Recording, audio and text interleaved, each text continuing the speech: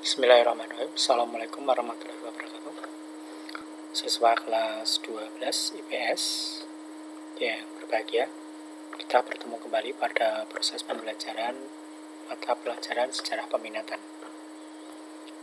Dalam kesempatan ini kita akan melanjutkan materi pada pertemuan yang sebelumnya, masih tentang KD respon negara di dunia terhadap proklamasi kemerdekaan Indonesia.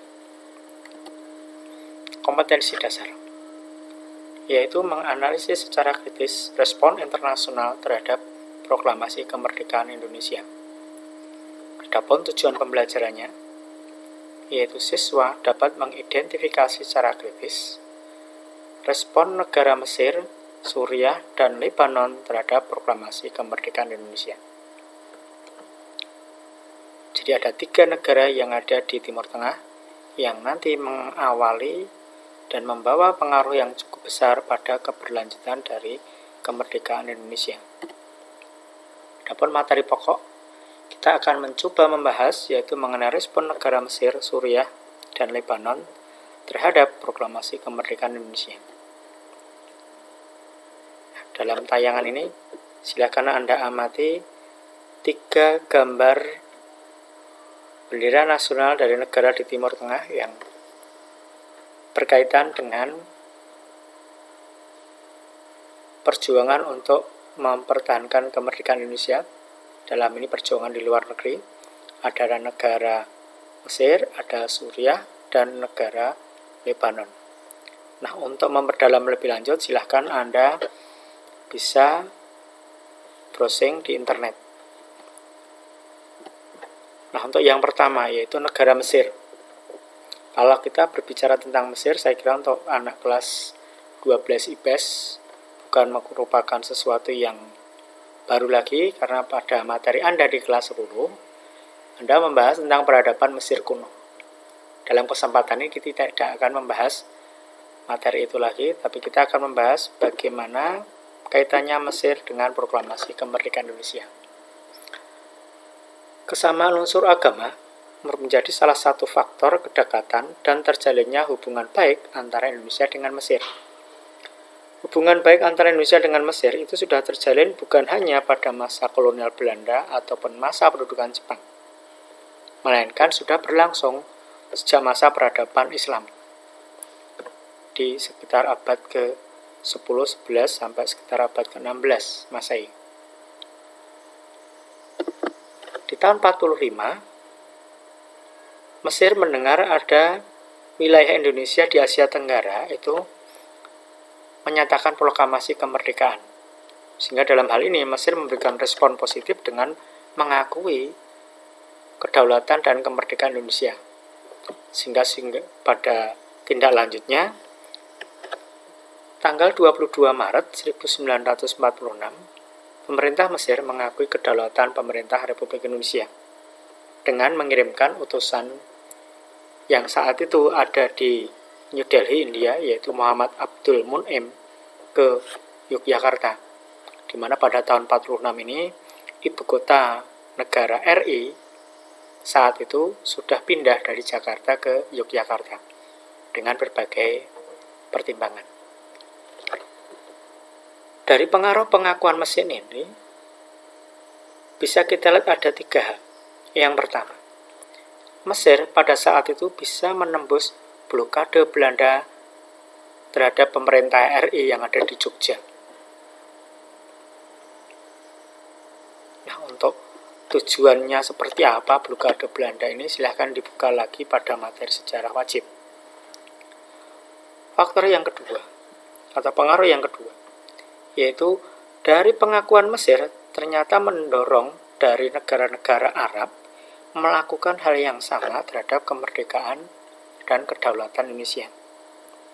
Sedangkan pengaruh yang ketiga yang nanti diikuti dengan tindakan nyata, Mesir akan ikut secara aktif itu dalam kegiatan konferensi intra-Asia di New Delhi tahun 1949. Adapun tentang kegiatan ini nanti akan kita coba lihat di materi yang berikutnya.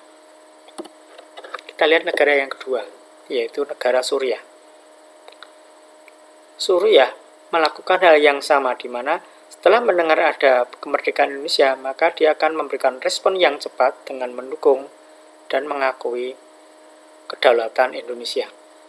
Hal ini dilandasi oleh kepedulian dan rasa persaudaraan yang begitu besar. Adapun tindakan yang dilakukan Mesir, yang pertama yaitu menentang tindakan agresi militer Belanda yang mengatasnamakan tindakan polisional dan merugikan pihak Indonesia. Adapun tindakan yang kedua yaitu mendorong dan memunculkan agenda Indonesian Questions yang nanti menjadi bahan pembahasan dalam persidangan di Dewan Keamanan PBB. Ini merupakan sesuatu yang unik. Kenapa? Karena saat itu Indonesia sendiri itu belum menjadi anggota PBB. Yang memperjuangkan adalah negara-negara yang muncul setelah Perang Dunia Kedua, terutama di Asia dan di Afrika. Kita lihat yang ketiga, yaitu negara Lebanon. Lebanon dan Indonesia, kalau kita lihat memiliki banyak persamaan. Tapi bukan hanya masalah agama. Lebanon memang memiliki beragam agama. Tapi di situ juga memiliki suku bangsa dan kebudayaan yang cukup beragam, serta pernah dikuasai oleh bangsa lain, dalam ini adalah Perancis. Hal ini mirip dengan Indonesia, hanya bedanya Lebanon dikuasai oleh bangsa Prancis, sedangkan Indonesia pernah dijajah oleh Belanda. Adapun tindakan nyata, yang pertama, Presiden Bekara El Khoury pada saat itu memberikan pengakuan kedaulatan dan kemerdekaan Indonesia pada tanggal 29 Juli tahun 1947, sesaat setelah meletusnya agresi Belanda yang pertama. Sedangkan yang kedua yaitu ikut berperan aktif dalam konferensi Inter-Asia di New Delhi bulan Januari 1949. Kita lihat seperti apa konferensi Inter-Asia tersebut. Konferensi Inter-Asia yang diselenggarakan di New Delhi atas prakarsa dan inisiatif dari Perdana Menteri India saat itu, yaitu Jawaharlal Nehru, yang diselenggarakan pada tanggal 20 sampai 23 Januari 1949. Forum ini secara khusus adalah membahas tentang situasi akibat agresi militer Belanda II di Indonesia. Konferensi ini dihadiri oleh perwakilan sejumlah negara di Asia, Afrika, dan Oseania. Dalam hal ini dihadiri oleh India selaku tuan rumah, nanti masih ditambah dengan Cina, Afghanistan, Arab Saudi, Irak, Lebanon, Yaman, Pakistan, Nepal, Burma atau sekarang Myanmar, ditambah lagi masih Thailand, Filipina, Sri Lanka, Mesir, Ethiopia, dan juga dihadiri oleh Australia dan Selandia Baru. Dari konferensi Inter-Asia ini memiliki hasil yang cukup signifikan, di mana forum menyepakati dan meminta PBB agar secepatnya turun tangan untuk mengatasi persoalan antara Indonesia dan Belanda pada saat itu.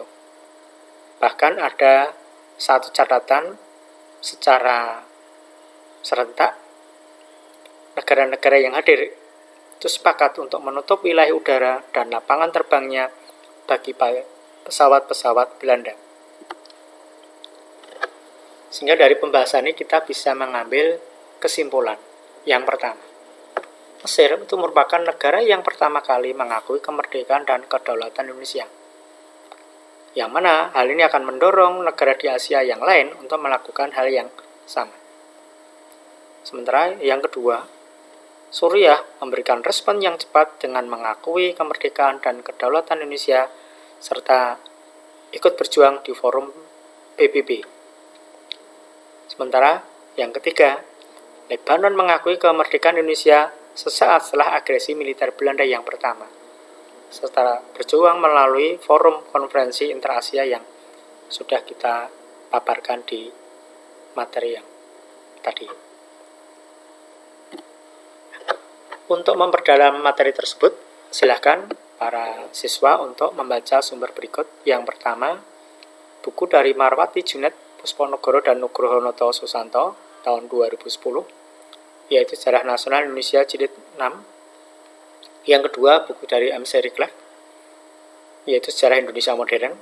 Sedangkan yang ketiga, yaitu Hasnan A. Habib, Kapita Selekta Strategi dan Hubungan Internasional, terbitan dari CSIS. Dan yang keempat, sumber dari wikipedia.indonesia.org. Kemudian yang kelima, bisa Anda akses di www.penaguru69.blogspot.com. Demikian materi yang bisa kita paparkan pada kesempatan ini. Terima kasih. Untuk membahas atau mencoba mempelajari materi-materi yang lain, silahkan Anda mengunjungi di YouTube pada alamat SMA N1 Boyolali Official Channel. Sekian, terima kasih. Ada kurang lebihnya mohon maaf. Billahi taufiq wal hidayah. Wassalamualaikum warahmatullahi wabarakatuh.